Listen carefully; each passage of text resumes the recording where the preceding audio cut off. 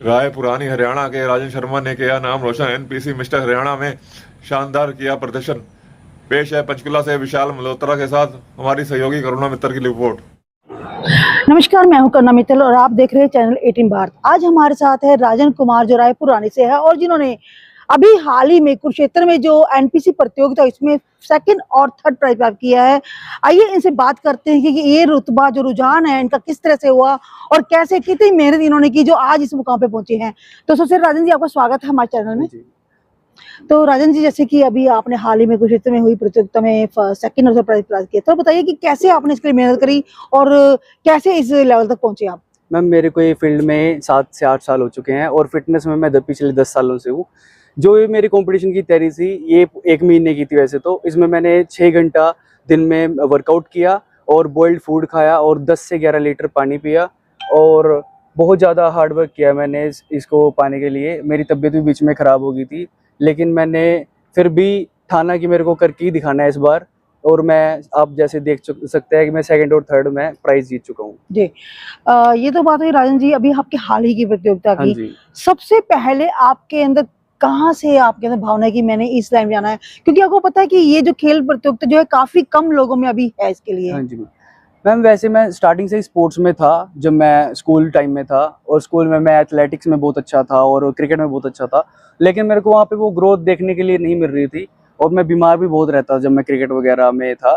तो मैं जिम ऐसे ही स्टार्ट किया। फिर मैंने एक टीवी पे बॉडी बिल्डर को देखा। उस बॉडी बिल्डर को देखने के बाद मेरे मन में आ गया कि मेरे को भी बॉडी बिल्डिंग और पावर लिफ्टिंग करनी है। और फिर मैं ठान लिया था जब मैं 10th क्लास में था कि मेरे को मिस्टर इंडिया, मिस्टर वर्ल्ड जैसे कॉम्पिटिशन में जाना है। और फिर जाना मैं गया तो और मैंने जीता भी। मिस्टर इंडिया का टाइटल मेरे पास है आज, मिस्टर नॉर्थ इंडिया का मैनी टाइम्स, मिस्टर एशिया और मिस्टर इंडिया जी, मैं काफ़ी बार रह चुका हूँ। राजन जी, ये तो बात हुई कि आपका जब रुझान एकदम बॉडी बिल्डर को देखकर हुआ। हाँ जी। जब पहली प्रतियोगिता में आप गए तो उस वक्त जी। कितनी आपने मतलब एक्सरसाइज करी, कितनी आपने हार्ड वर्क किया और क्या उम्मीदें उस वक्त थी। मैम, मैं पहले कंपटीशन तो 2018 में खेला था जो कि पावर लिफ्टिंग का था। तो उस टाइम मेरे को उम्मीद कुछ ज़्यादा तो थी नहीं अपने से, क्योंकि मैं खुद ही तैयारी कर रहा था उस टाइम पे। और इतना ज़्यादा आज तो फिर भी बहुत डेवलप है ये स्पोर्ट, लेकिन उस टाइम किसी को भी नहीं पता था इस बारे में। मैंने एक पोस्टर देखा, टीवी पे भी देखा था उसके बारे में। सोशल मीडिया उस टाइम बहुत कम था कि एक प्रतियोगिता होने जा रही है अपना यमुनानगर में नेशनल लेवल की। तो मैं उस टाइम डायरेक्ट उसमें नेशनल लेवल पे पार्टिसिपेट किया और मेरा वहाँ पे ब्रोंज मेडल आया था। उसके बाद मैंने सोचा कि ठान लिया था कि अब मेरा ब्रोंज आया तो मेरे अगली बार मेरे को गोल्ड मेडल लेके आना है और अपने पेरेंट्स का और इंडिया का नाम रोशन करना है।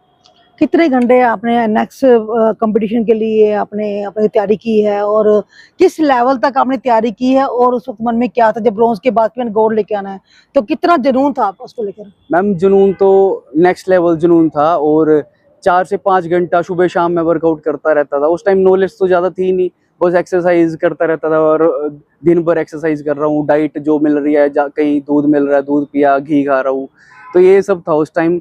लेकिन अब जो स्तर है डाइट का और वर्कआउट का वो बहुत ही अलग प्रोफेशनल लेवल पे हो चुका है।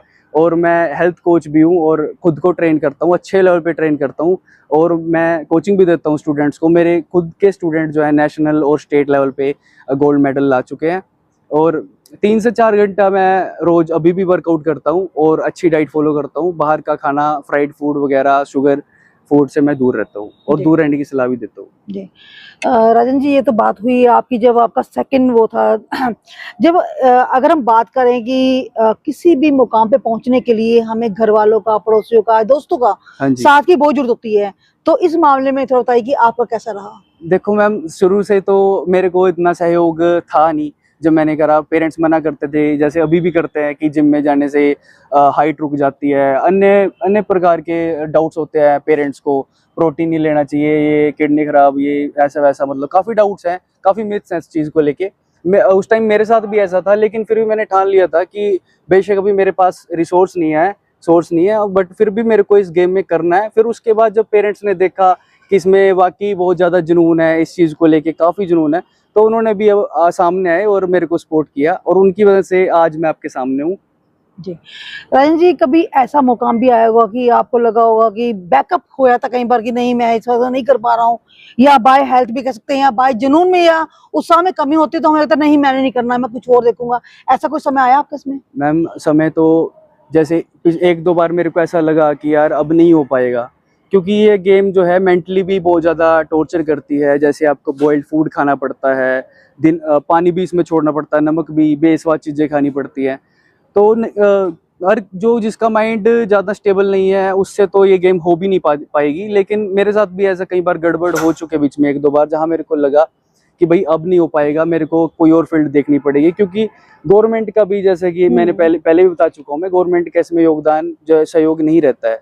फिर भी मैंने मेंटली काफ़ी मैं स्ट्रोंग रहा हूँ, और मैं अब ये जो मेरे को मुकाम चाहिए मैं वो हासिल कर भी चुका हूँ, और आगे भी मैं उम्मीद करता हूँ खुद से कि मैं आगे अच्छा प्रदर्शन करूँगा। जब मिस्टर इंडिया के लिए आपने ट्राई किया या आपने मेहनत करी तो कहीं मन में आया कि नहीं, क्या था मैं कर पाऊंगा नहीं कर पाऊंगा, और जब बने आप तो उस वक्त मन में कितना उत्साह था, क्या उस टाइम फील कर रहे थे? मैम उस टाइम डाउट बहुत थे खुद को लेके, फिर भी ये था कि एक बार स्टेज पे खुद को देखूं जिस लेवल का मैं देखना चाहता था।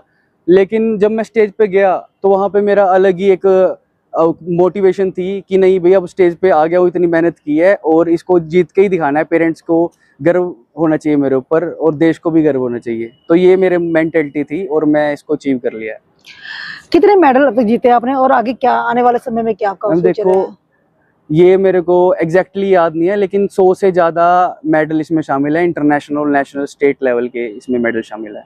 और आगे भी मैं यही चाहता हूँ कि मैं देश का और अपने पेरेंट्स का नाम रोशन करूँ, हरियाणा को इस स्पोर्ट्स में आगे लेके जाऊँ।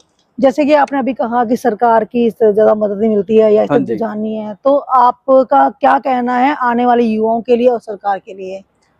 सबसे पहले मैं सरकार से यही अपील करना चाहूँगा इस वीडियो के माध्यम से, आपके माध्यम से, कि इस स्पोर्ट्स को भी जो है आगे प्रमोट करें। ये स्पोर्ट्स भी बहुत अच्छा है, इसमें बहुत युवा आना चाहते हैं, लेकिन सरकार की कमियों के कारण ये स्पोर्ट्स ग्रो नहीं हो रहा है, और ग्रो होना चाहिए। और इसमें जैसे क्रिकेट में अभी डीएसपी की पद देते हैं अपन क्रिकेटर्स को, या अन्य रेसलिंग के होते हैं खिलाड़ी, उनको ऐसे ही लगाया जाता है।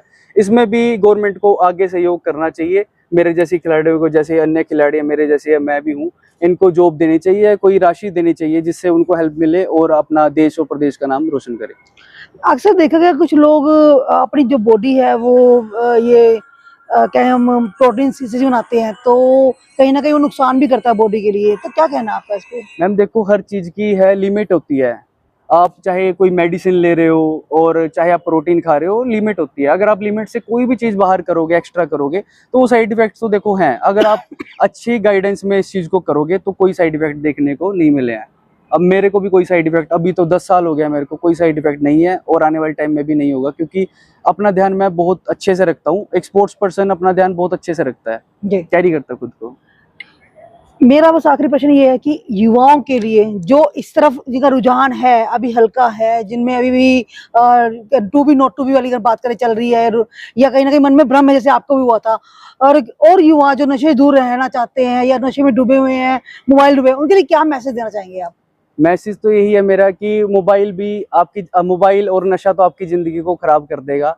आप फिटनेस में आए, चाहे आप बॉडी बिल्डिंग ना करो, लेकिन आप फिटनेस बेसिक डेली आप जिम जाओ। वहाँ से ये होगा कि आपको जो आने वाले टाइम में आपको बीमारियाँ होंगी उनसे आप दूर रहोगे, और हेल्दी रहोगे। क्योंकि जिम तो एक, ये नहीं है कि जिम जाके हर कोई बॉडी बिल्डर बन जाता है। बॉडी बिल्डिंग तो बिल्कुल अलग स्पोर्ट्स है। आप जिम जाओ डेली और हेल्थ पे ध्यान दो और नशे से दूर रहो, यही आपके लिए बेनिफिशियल होगा। तो ये थे हमारे साथ राजन जी, जिन्होंने बताया कि किस तरह से उन्होंने मेहनत करी, कहीं कितनी बार चुनौती भी सामने आई, कई बार डगमगाए भी, लेकिन अपने हौसले जो इनके इतने बुलंद थे वो उस पर कायम रहे, और आज ये 100 से अधिक मेडल जीत चुके हैं, मिस्टर वर्ल्ड बन चुके हैं। और इनका यही कहना है कि युवाओं के लिए कि अगर उनके अंदर भावना है और जुनून है तो वो इसमें आगे आ सकते हैं। और सरकार से भी इन्होंने कहा है कि सरकार भी इसे ध्यान दे, इस खेल को भी और खेलों की तरह नेशनल लेवल पे लाए और इनको उत्साहित करे, उनको सरकारी नौकरी द्वारा या प्रोत्साहन राशि द्वारा सम्मानित करे या उत्साहित किया जाए। तो मैं पंचकुला से चैनल 18 भारत के लिए करुणा मित्तल।